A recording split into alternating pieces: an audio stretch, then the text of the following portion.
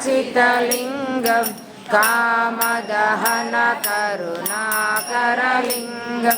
रावणधर्मविनाशकलिङ्गं प्रणमामि सदा शिवलिङ्गं वसुगन्धसुलेपितलिङ्गं बुद्धिविवर्धनकारणलिङ्गं सिद्धसुरासुरवन्दितलिङ्गं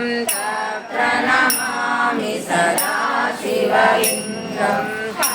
कमहामणिभूषितलिङ्गं फणिपरिवेष्टितशोभितलिङ्गं दक्षसुयज्ञविनाशकलिङ्गं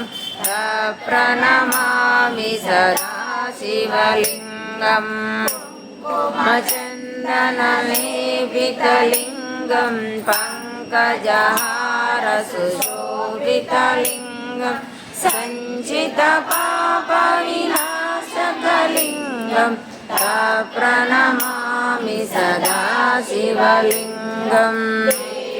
अनार्चितसेवितलिङ्गं भावये भक्तिगिरेव चलिङ्गं दिनकरकोटिप्रभाकरलिङ्गं प्रणमामि सदा शिवलिङ्गम् अष्टदलोपरिवेशितलिङ्गं सर्वसमो